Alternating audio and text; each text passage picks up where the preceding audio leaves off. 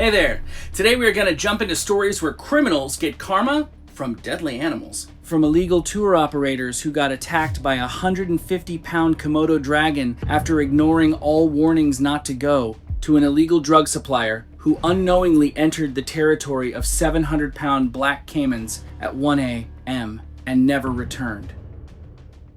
First, we're starting in Zimbabwe, where Dion Vass was attacked by 14,000-pound elephants after entering the territory of a matriarch. It was March 4, 2013, in a dry riverbed corridor in southeastern Zimbabwe, and the bush was settling into that early autumn calm. After sunset, the air cooling quickly, acacia scrub still holding the last warm light, while the ground slowly gave up heat of the day. Dry grass along the banks had turned pale and brittle, catching the fading glow before darkness took it over. Dion Vass was 44, originally from Pretoria, and had spent 15 years building a reputation in circles that don't advertise. He wasn't a subsistence poacher or a desperate man making a bad decision once. He was a professional, methodical, well-connected, and financially comfortable in the way that comes from treating protected wildlife as a supply chain problem. Ivory was his primary product, sourced through a loose network of trackers and rural contacts spread across 3 countries, moved through private brokers who kept their names off everything. He'd been stopped and questioned by wildlife authorities twice before, and both times he walked away without consequences. As the years passed, he started believing he had a special understanding of the wild, that experience alone was enough to keep him safe. But expertise can be dangerous when it isn't paired with humility. Eventually, confidence stops feeling like confidence and starts feeling like invincibility. He had arranged the operation privately, no licensed outfit, no documentation, just a contact who knew the corridor and a blind position near a waterhole the herd used at dusk. Dion had done this kind of thing 40 times. He knew the wind directions, the approach angles, the timing. The blind itself was simple cut branches and dried brush draped against a termite mound to break up his silhouette. But dangerous work doesn't care how many times you've done it before. You may have succeeded 100 times, but all it takes is one mistake. What his contact had not told him, because his contact didn't know, was that the corridor was also being used by a breeding herd led by a matriarch that had survived a poaching encounter 8 years earlier. She was missing her left tusk from that encounter. That kind of wound doesn't just leave a mark on the body, it leaves one on behavior. Over years, concealed human scent, unusual cover near water sources, and other signals associated with danger had become linked in her memory. She didn't need to understand what Dion was doing there. She only needed to recognize what it looked like. It doesn't matter whether it's a human mother or an animal mother. A mother's love for her children is stronger than almost anything else. And when someone carries deep trauma, it can be triggered very easily, especially when they feel their children are in danger. African bush elephants reach 13 feet at the shoulder and can exceed 14,000 pounds. Their charge speed reaches 25 miles per hour faster than any human can run across open ground. Research has consistently shown long-term threat association memory, the ability to retain and act on specific danger signals tied to scent, silhouette, and location. The matriarch acts as the herd's main decision maker when it comes to danger. If she quickly recognizes a threat as real and immediate, the herd may react without much warning behavior, moving straight into action. She came in from downwind. That detail matters more than anything else. It means Dion had no sensory warning at all. No trumpet, no mock charge, none of the escalating signals elephants use when a threat is unclear. Her assessment was already complete. She hit the blind at a full committed run, collapsing the structure and pinning Dion against the dry bank behind it. The rest of the herd moved through and continued west. It took less than 4 minutes. 2 days later, a tracker working for the conservation group managing the corridor found him. The severity of his injuries made clear what had happened and how fast it had gone wrong. Dion had no permits, no licenses, no documentation. By the time investigators began making inquiries, his contact could no longer be reached. The network he had spent 15 years building went quiet within a week. Dion wasn't careless. He was experienced, disciplined, and knew the bush well. But dangerous places don't just react to what we know, they react to what they remember. While Dion was reading the environment, he never considered that the animals were reading him too. The matriarch wasn't hunting him. She was responding to a pattern she associated with danger. He stepped into a situation he didn't fully understand. She understood it instantly. He trusted that the bush couldn't surprise him. The bush had been paying attention the entire time. Our next character trusted the water, a route he had used for years, and discovered that something in the water had been watching him use it the whole time. It was August 19, 2014, on a narrow river cutting through the eastern Bolivian lowlands. The water ran dark like black tea, still and heavy, giving the illusion of safety even when it wasn't. The jungle on both sides was alive with insects, a constant noise that never really stopped. A three-quarter moon lit the river in patches, but passing clouds kept breaking the light. In those moments when the moon broke through, the water turned flat and metallic calm on the outside, unreadable underneath. Delroy Ferris was 31, originally from rural Louisiana. He had moved to Central America in his mid-20s after a conviction that ended in a suspended sentence. With one condition attached, stay out of trouble. He didn't. He drifted into moving products, mainly cocaine and meth precursors, through remote waterways that federal interdiction routes hadn't fully mapped. He wasn't tied to any cartel. He was a reliable, independent runner, valued for his willingness to use routes that other people found uncomfortable. He had pistol whipped a teenage boy in a riverside village 2 years earlier for witnessing a drop. The boy had lost hearing in one ear. Delroy had not thought about it since. The channel he was crossing was one he had used 11 times. It was roughly 40 feet wide and no deeper than chest height. At center, a reliable ford that saved 3 hours of jungle detour. A local contact had used it the week before without incident. Delroy knew the soft spots in the riverbed, how to angle slightly upstream against the current. It was the kind of knowledge that builds crossing by crossing, each uneventful passage adding more certainty that the next would be no different. He stepped into the water at around 2:15 a.m., a waterproofed pack on his back, his partner waiting on the far bank. Without knowing that his 12th crossing of the river would be the last one, forever changing the course of everything that came after.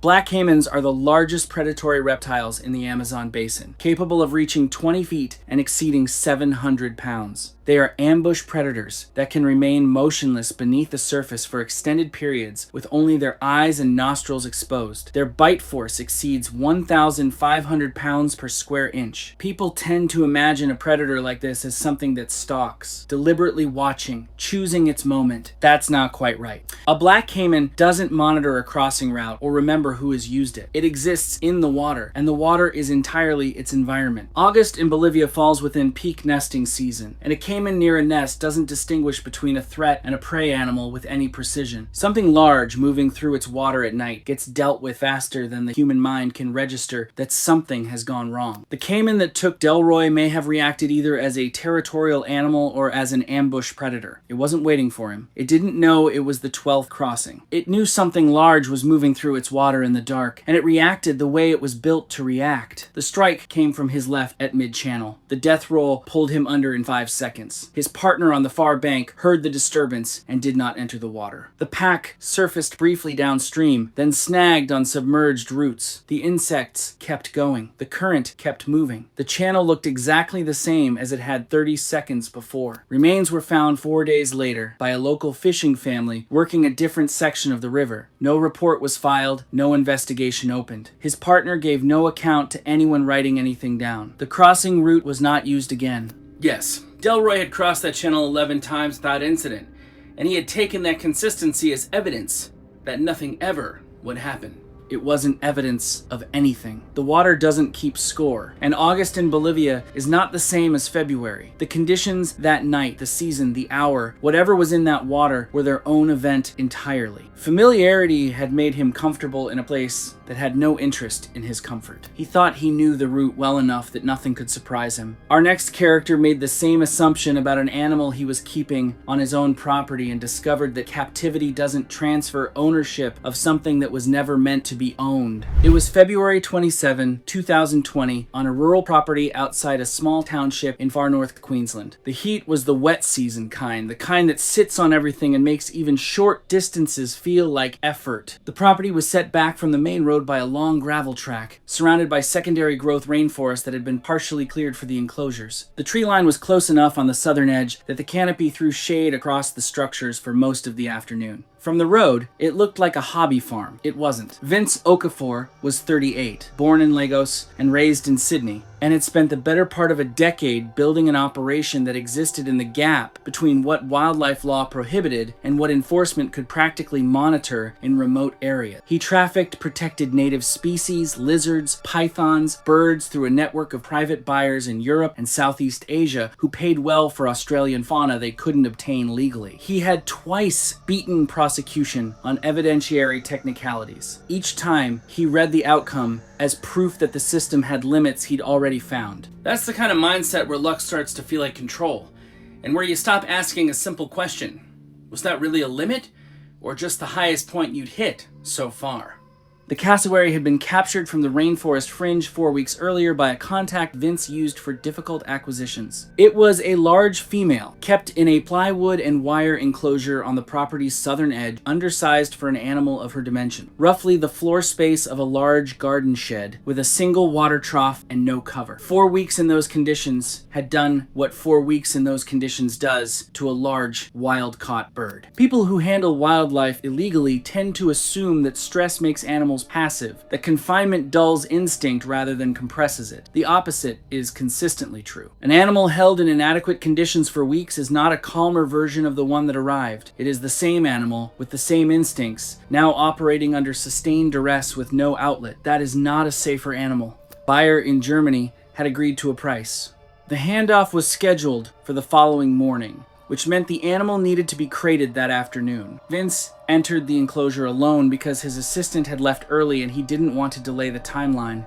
Southern cassowaries stand up to 6.6 feet tall and weigh over 130 pounds, the heaviest bird in Australia. Their inner toe carries a rigid claw measuring up to 5 inches, a structure evolved for dense rainforest undergrowth that performs identically on soft tissue. Cassowaries are not aggressive by default, but they respond with explosive, targeted kicks when cornered or threatened in a confined space. A stressed bird in an inadequate enclosure with an unfamiliar person entering is not a management situation. It is a threat assessment the animal has already completed. The bird kicked twice. The first strike was deflected by the crate Vince was maneuvering. The second connected with the upper inner thigh. The femoral artery doesn't tolerate that kind of contact. He was alone on the property. The nearest neighbor was half a mile down the gravel track. The buyer's driver wasn't due until morning. Animal welfare investigators arrived 2 days later. Following an anonymous tip from someone in Vince's network, they found the cassowary still in her enclosure, along with 14 other protected species in various stages of captivity. The German buyer cut off all communication within hours of receiving no confirmation. The cassowary was assessed, treated, and released into suitable habitat 8 weeks later by a licensed rehabilitation service. No charges were filed because there was no one left to charge.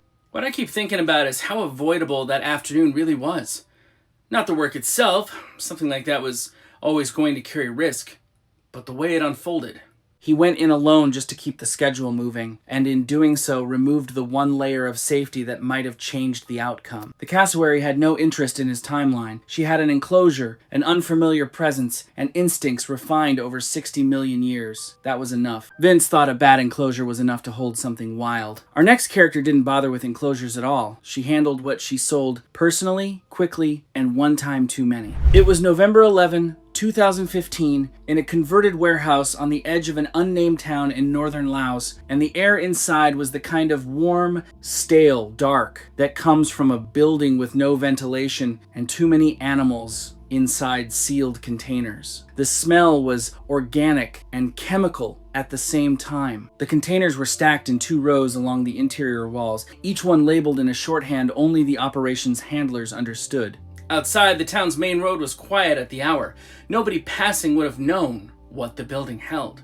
Teodora Bassi was 52, Italian-born and educated, and had spent a decade constructing what she considered a premium operation in a market most people found too unstable to professionalize. She sourced king cobras live, healthy, and large for private collectors in the Gulf states, and for underground venom extraction facilities in Southeast Asia that supplied both traditional medicine networks and research-adjacent buyers who didn't ask about paperwork. She had a reputation for quality and reliability that in her business translated directly into price. She was not someone who cut corners on logistics. She cut corners on personal protective protocol because she considered it a marker of inexperience and she had been doing this long enough that experience had replaced caution entirely. The warehouse held 17 snakes the night she died, a shipment that had come in from a rural collection network in the Thai Highlands 3 days earlier and was scheduled for onward transit within 48 hours. Teodora was conducting a nighttime inventory check, verifying conditions before the transport team arrived the following evening. Her local handler was in an adjacent room. She opened the container holding the largest animal, a recently wild-caught adult male, still unaccustomed to captivity, without gloves, without a hook, and without the handling protocols used in licensed facilities for reasons that become clear the moment things go wrong. King cobras are the longest venomous snakes on Earth, with large adults reaching up to 18 feet and a single bite delivering enough venom to kill multiple adult humans. The venom attacks the nervous system directly, shutting down respiratory function. Without prompt anti-venom, a serious bite can lead to respiratory failure in as little as 30 minutes. King cobras are also unusually aware of their handlers relative to other snake species, demonstrating behavioral patterns consistent with familiarity with repeated handlers in captivity setting. A recently wild-caught animal that has had no neutral interactions, only capture, confinement, and handling under stress, has no behavioral baseline to draw from except threat response. The snake bit her twice on the right hand. The nearest facility with appropriate anti-venom stock was located in a provincial capital accessed by 3 hours of unpaved road. Her handler loaded her into the vehicle within 15 minutes of the strike. He drove for approximately an hour before stopping on the roadside, getting out, and leaving on foot. He has not been located since. Teodora did not reach the facility. The warehouse was found empty 31 hours later when a local contact arrived to check on the transit timeline. Every container had been removed. Her network cleared the inventory within a single working day, which suggests the contingency had been planned in advance of any emergency. No animals were recovered. No charges were filed in any jurisdiction. Teodora had handled king cobras hundreds of times and had developed the particular confidence that comes not from being safe, but from being lucky, in a situation where safety and luck are indistinguishable until they aren't. The snake she opened the container for had been wild-caught 72 hours earlier and had not had a single interaction with a human that wasn't a threat. It responded accordingly. Teodora treated deadly animals as a product for a decade, and the accounting finally balanced. Our next character had a simpler problem. He walked onto someone else's property, and the someone waiting inside had 4 legs, weighed 200 pounds, and had already decided what to do about it. It was June 3, 2016, on a small, private wildlife rehabilitation compound near an unnamed border settlement in South Africa's northern Cape. The winter night in the Karoo was dry and still, the kind of cold that settles deep and makes everything feel sharper in the dark. There was no wind, only silence so complete that a man moving between buildings with a flashlight would have stood out from a distance if anyone had been watching. Reuben Stock was 29, raised outside Uppington, and had been robbing rural properties along the South Africa-Botswana border for 18 months, with the practical efficiency that comes from targeting places too remote for quick response time. He had hit 6 homesteads and 2 small outbuildings at a riverside property 14 months earlier. He had held a couple at knife point for 40 minutes while he located their vehicle keys. He selected targets, timed his approaches, and moved quickly. The rehabilitation compound had been on his list for 3 weeks. He had driven past it twice in daylight, low buildings, minimal fencing, no visible security. He was right about all that. A drive-by in daylight gives you the architecture of a place, but nothing of what lives inside it.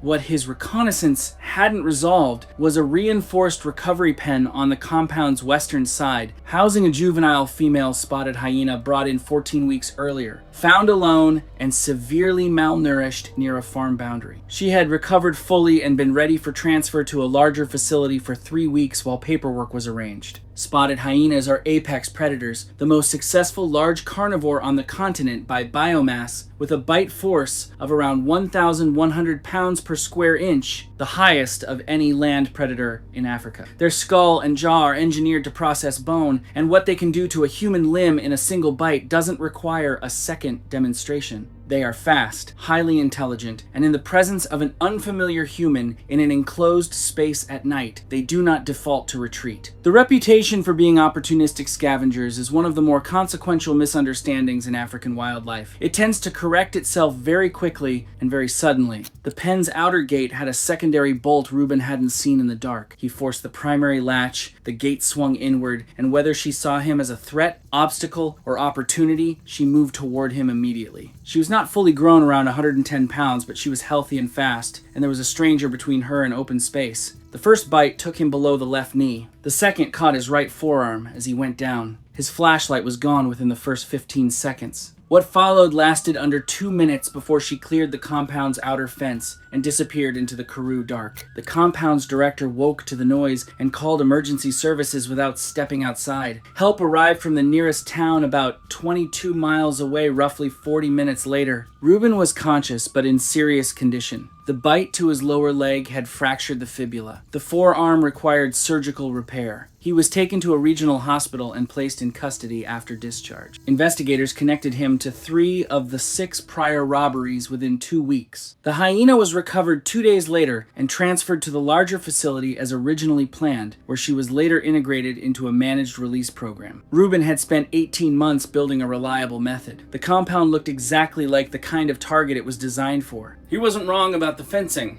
the response times, or the absence of visible security. He was wrong about what was behind one gate in the dark, and that was enough.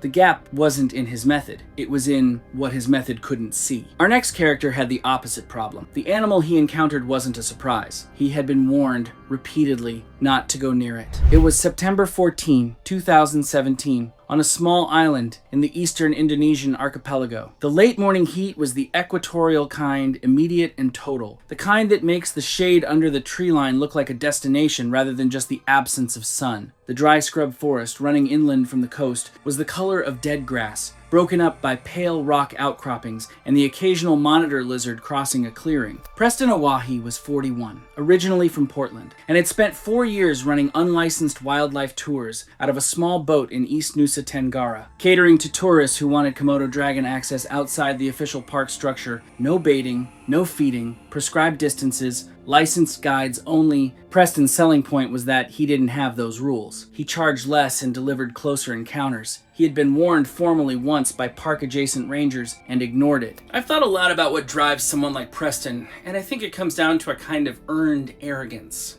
4 years around an animal that hadn't seriously hurt him started to feel, in his mind, like proof that he understood it. But that isn't real understanding, it's just a streak, and streaks don't last on your terms. They end when the animal decides they do, not when you expect them to. He had brought a group of 4 tourists to a scrub clearing about half a mile inland, positioning them near a juvenile for photographs. When a large adult emerged from the tree line behind them, it had already been in the scrub before they arrived. Preston spotted it before the tourists did. He guided the group back toward the boat path, keeping himself between them and the animal, moving slowly with a forked stick held low the way he had done in other encounters that had always ended quietly enough to forget. Komodo dragons are the largest living lizard species, with adults regularly reaching 8 to 9 feet and weighing 150 pounds or more. They carry serrated, backward curved teeth designed to maximize tissue damage, and their saliva contains venom compounds that promote bleeding and shock at the wound site.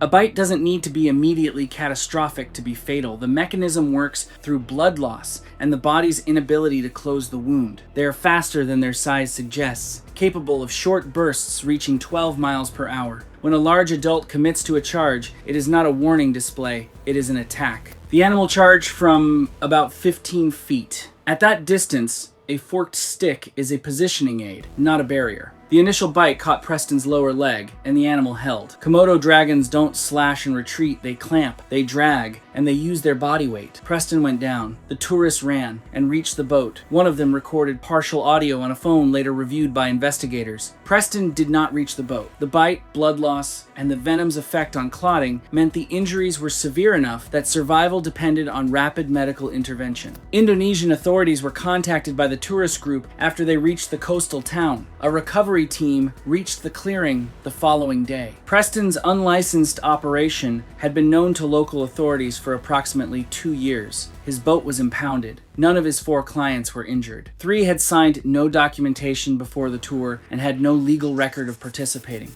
What stands out to me is the gap between Preston's experience and what it actually prepared him for. He had read these animals right many times, but only in situations that ended safely. He'd never learned what happens when things don't go that way. His tools and instincts were shaped for controlled conditions, not the raw reality he was facing. Out there, in that clearing, that missing experience was everything. He thought familiarity was the same as safety. Our last character knew exactly how dangerous his situation was. He had just decided it didn't apply to him. It was March 22, 2018, at a private holding facility on the rural fringe of a small town in western Thailand. The late afternoon light came through the ventilation slats in thin horizontal bars that made the interior feel like a place where things go and don't leave. The facility operated 6 days a week, kept no public profile, and had been processing slow loris's small, large-eyed primates sold into the exotic pet trade across the Gulf states and Eastern Europe for 4 years under informal arrangements with local enforcement that are not uncommon in the region. Dmitry Vosh was 47,